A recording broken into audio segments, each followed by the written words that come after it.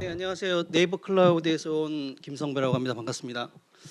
앞전에 설명을 굉장히 잘해 주셨는데 저희를 불러놓고 이제 특정 CSP가 좀 높은 비중을 차지해서 개인적으로 좀 섭섭하네요. 저도 많은 노력을 하도록 하겠습니다. 저는 공공사업부에서 당연히 이제 공공 비즈니스에 대한 부분을 담당하고 있고요. 이번 전환 사업에서 세종시의 이제 총괄 사업을 담당하고 있었습니다. 그래서 정보 시스템 클라우드 전환 및 활용 모델의 성공 사례 세종시에 대한 부분을 좀 설명드리도록 하겠습니다. 총 세 가지 컨텐츠로 이루어진 사업 개요와 전환 결과 사업 성과에 대해서 말씀을 드리겠습니다. 첫 번째 사업 개요입니다. 2022년 클라우드 컴퓨팅 서비스 활용 모델 적용을 위한 지자체 시범 사업 세종시 사업은 22년 9월 30일부터 23년 2월 28일이라는 6개월이라는 짧은 시간 동안 설계, 전환, 운영의 안정화까지 이루어야 하는 좀 타이트한 사업이었습니다. 저희는 총 4개 기관에 123개 서비스를 전환을 했고요. 전환에 대한 목적은 정보자원의 활용을 위한 정보자원의 활용을 극대화하는 클라우드 서비스와 탄력적이고 안정적인 서비스를 제공할 수 있는 인프라의 구축이었습니다. 이 짧은 기간이니만큼 사실 담당자와의 소통이 굉장히 중요했습니다. 담당자가 중간에서 각 서비스 담당자들에 대한 좀 커뮤니케이션 채널 역할을 해주시고 그 외에도 보안이라던가 보안성 검토라던가 아니면은 각 어플리케이션 개발사들의 주관 뭐 여러 가지로 사실 신경 쓸 일이 엄청 많았습니다. 특히나 실제로 전환을 해봤을 때 발생되는 문제점들에 대해서 다른 시스템에 대한 대체라던가 이런 부분에 대해서 많은 고민을 한 사업이었고요. 특히나 이 짧은 기간 동안에도 자문위원회를 설립해서 외부 자문위원들이 말씀하시는 좋은 의견들은 최대한 수용하는 방안으로 서비스를 구현하였고 현재까지도 안정적으로 서비스를 운영하고 있습니다. 다음은 전환 결과입니다. 세종시는 2012년에 출범해서 2030년 60만 인구를 목표로 세종 스마트시티를 구현을 목표로 하고 있습니다. 아시겠지만 스마트시티라는 거는 정말 많은 인프라 자원이 필요합니다. IoT에서 쏟아져 나온 데이터를 수집해야 되고 그 데이터를 처리해야 되고 분석하는 그리고 시민에게 그 서비스를 녹여서 제공해야 되는 인프라가 코어 역할을 한다고 해도 과언이 아닌데요.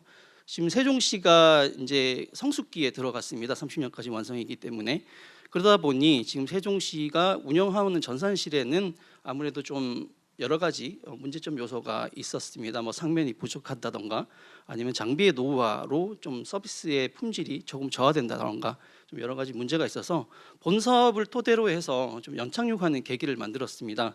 그래서 혼합 주도형 구성으로 세종특별시만의 인공지능 서비스를 위한 인프라를 구축을 했고요. 내부에. 그리고 그 외에도 인공지능 클라우드 기반 조성을 위해서 소프트웨어 놀자라는 네이버에서 제공하는 교육 프로그램을 시민들 대상으로 하고 있고요. 그리고 스마트 시티 완성을 위해서 아마 기사로 접하시는 분들도 계시겠지만 이번 주 11월 6일 날 세종에 있는 세종각 네이버의 제2 데이터 센터가 실제로 오픈을 했습니다. 세종시에 있는 데이터 센터는 축구장 면적의 41배, 단일 규모로는 60만 대라는 하이퍼스케일의 아시아 최대 용량을 제공하는 데이터 센터고요. 당연히 이 기반은 네이버 클라우드로 구성되어 있고 이미 네이버의 초거대 AI인 하이퍼클로버 X가 도입돼서 데이터를 분석하고 있습니다. 그 안에는 정말 여러 가지 뭐 핵심 미래 기술들이 다 들어가 있는데요. 저희 아마 제2사옥 1784라는 곳을 아시는 분은 아시겠지만 그 안에 100여 대 브레인레스 로봇이라는 로봇들이 네이버 임직원들이 비서 역할을 하고 있습니다. 말 그대로 브레인레스라는 거는 GPU 장치 같은 좀 고가의 장치들이 없어요. 그 모든 것들은 클라우드에서 다 구현이 되어 있고 로봇이 움직이는 동선이라던가 위치 그리고 IoT 기반의 자동으로 문을 열리는 행위까지 모두 네이버 클라우드에서 구현이 되어 있습니다. 당연히 이를 위해서는 이제 플랫폼을 만들었죠. 이번에 두바이에 그러니까 사우디에서 저희가 계약을 체결했는데 디지털 트윈에 대한 부분을 잠깐 말씀드린 이제 1784에 몇 번 방문하시고 자 본인들의 사우디 쪽에 이제 진행하는 프로젝트에 이 서비스를 놓이고 싶다고 하셔가지고 계약을 체결했습니다.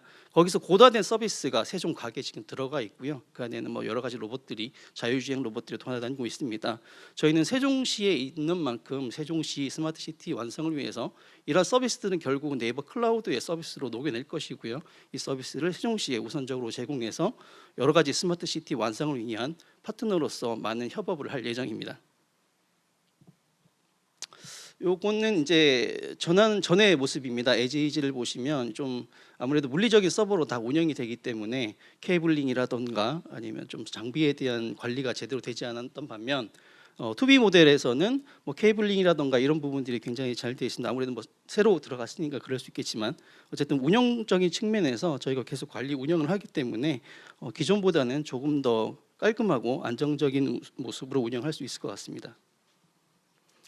전체 시스템 개념도입니다. 하이브리드 클라우드니만큼 대민 쪽에 있는 서비스와 연동하고 그리고 뭐 앞서 좀 설명을 드리자면 세종시는 이미 많은 서비스를 대민 쪽 저희 쪽으로 이미 뺐습니다. 대민 서비스 같은 경우에 2021년부터 대다수의 서비스를 민간 클라우드를 활용해서 서비스를 하고 계시고요.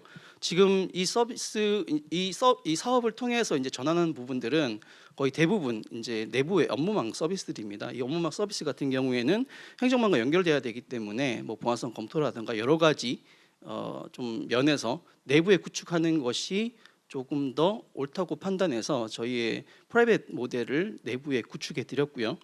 구축할 경우에 좀 보안의 강화를 위해서 존을 4개로 나눴습니다. 물리적인 존을 4개로 나눠서 외부망 DB존, 업무망 DB존 크게 4개의 구역으로 나눴고 그 4개 구역도 외부망과 업무망을 구분해서 망연계를 통한 데이터 통신을 하기 위해서 좀 보안성을 강화하였고요. 그 윗단에 있는 보안 체계는 당연히 세종시의 보안 정책을 그대로 반영하기 때문에 보안적 구성으로는 전혀 문제가 없는 구성을 하였습니다. 특히나 대미 서비스에 대한 트래픽 수용을 위해서 웨바스 같은 경우에는 대미 쪽에 놓을 수 있는 부분들은 대미 쪽에 놓고 뭔가 트래픽이 증가했을 때 유연하게 좀 확장할 수 있는 오토 스케일링 기능을 추가하였고요. 그 외에도 이제 다른 4개 기관들 또한 대미 쪽에 있는 기관도 있고 내부 쪽에 영상 감시 시스템 존을 만들어서 구축해 드린 케이스입니다. 기존에 있는 다른 산하 기관들도 이제 내부 쪽으로 처음에 들어오려고 했지만 뭐 아레날에 대한 모호한 부분이라던가 여러 가지 측면에서 일단 대민 시스템을 옮겼는데 어차피 대민 쪽에 있는 서비스들이 대부분이라 현재 저희 쪽 시스템을 오히려 더 잘 유연하게 쓰고 계시고요. 뭐 초거대 AI와 같은 신기술도 바로바로 적용할 수 있을 만큼 잘 구성되어 있습니다. 관제 구성도입니다. 세종시에서 이제 사이버 안전센터에서 모든 시스템을 관할하기 때문에 내부에 있는 시스템 같은 경우에는 당연히 백분망을 타고 관제 시스템에 대한 연결을 해놨고요. 그 외에도 이제 대민 쪽에 있는 저희 CSA 비존에 있는 시스템 또한 IPsec VPN과 같은 장비를 통해서 다 로그를 전달해 드리고 있고 사이버 안전센터에서 통합 관제를 하고 있습니다. 이 외에도 저희 MSP사에서도 따로 통합 관제를 하고 있어 이중 관제에 대해 좀 뭔가 모니터링을 하고 있는 상황입니다. 이건 DR 구성도입니다. DR이라고 말씀드리기 조금 그렇지만 어쨌든 여기 정보통합센터와 도시통합정보센터에 물리적으로 분할된 데이터 센터 두 곳을 가지고 있기 때문에 사설망 연결을 통해서 기존의 LTO 방식의 소산 백업을 네트워크 방식으로 바꿔서 DR 구성을 해 두었습니다. 이 부분은 뒤에 조금 더 자세히 설명을 드리겠습니다. 다음은 사업 성과입니다. 퍼블릭 클라우드의 확장성이나 비용 효율성, 유연성과 프라이빗 클라우드의 보안성 그리고 전체 커스터마이징하는 기능을 합쳐서 하이브리드 클라우드를 구성하였고요. 호남 민간 주도형 플러스 하이브리드 클라우드라는 독특한 모델을 세종시만을 위해서 구성을 하였습니다. 이 하이브리드 클라우드의 장점은 워크로드의 마이그레이션이 굉장히 빠르다라는 장점이 있겠고요. 그리고 앞서 이제 말씀을 드렸지만 앞으로 이제 파스나 MSA 컨테이너 형태의 서비스를 지향하기 때문에 그 어플리케이션을 지향할 수 있는 플랫폼 또한 서비스를 제공해 드리고 있고 대민도 적용해 드리고 있고 프라이빗 쪽에도 그런 부분들을 제공해 드리고 있습니다. 당연히 확장성도 이제 향상이 될 것이고요. 당연히 보안 정책도 내부 정책을 따라가기 때문에 규정을 준수하거나 아니면 기존에 미흡했던 보안 정책도 이번에 마이그레이션 하면서 모두 보완을 하였습니다. 그 외에도 이제 뭐 초거대 AI라든가 빅데이터, 뭐 아날리시스 시스템 같은 뭐 민간에서 제공하는 유연한 시스템을 바로 퍼블릭 민간 쪽에서 받아들일 수 있기 때문에 유연한 향상성 또한 향상이 되었고요.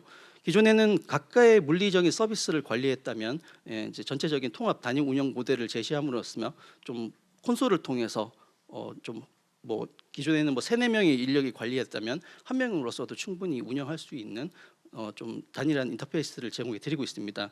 당연히 기존에는 여러 대의 서버를 운영하셨기 때문에 전기세라던가 패실리티에 대한 비용이 많이 들었는데요. 이런 부분들을 많이 단일화했기 때문에 비용 절감에 대한 효과도 많은 부분 이루었습니다. 성능 측정 및 통합 분석 결과입니다.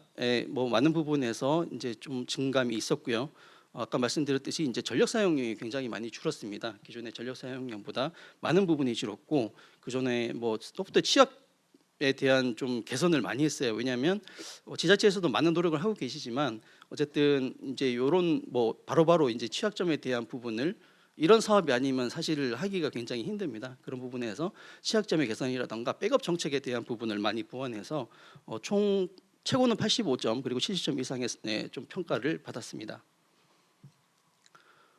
DR에 대한 부분인데요. 사실 이 DR이라는 부분은 저희 이 전환 사업 과업에는 없던 부분입니다. 근데 카카오 데이터 센터에 좀 실명을 말해서 죄송하지만 K사의 이제 센터 화재 이후로 좀 기관에서 아마 이런 DR에 대한 BCP 플랜을 계속 요청을 하셨을 겁니다. 내부에서도 고민을 하셨을 거고, 뭐 세종시에서도 사실 이런 부분을 고민했을 때 좀 저희 쪽에 이런 기반을 마련해 달라는 요청을 하셔가지고 뭐 저희 과업 범위는 아니지만 어쨌든 기관의 요청 사항을 무시할 수 없는 부분도 있어서 초기에 이제 인프라 구축에 대한 초근간은 만들어 드렸습니다. 그 구성을 보면 세종시하고 통합센터는 사실 사설통신을 하고 있었는데요. 이 사설통신에 대한 부분은 각계 이제 서비스 연동을 하기 위한 부분이었고, 저희가 세종시의 특교세를 활용해서 여기 NI에서 주신 특교세를 활용해서 좀 다른 트래픽망을 만들었습니다. 그래서 좀 간섭받지 않는 트래픽망을 만들었고, 밴드위스를 확보해서 백업 뭐 복구나 뭐 백업 시에도 다른 서비스의 영향을 간섭받지 않는 트래픽망을 구축해서 A 정보센터에 있는 데이터를 B 통합센터로 보내고 B 통합센터에 있는 백업 데이터를 A 정보센터로 보내서 좀 LTO 같은 물리적인 소산 백업이 아닌 네트워크 자동화를 이루었습니다.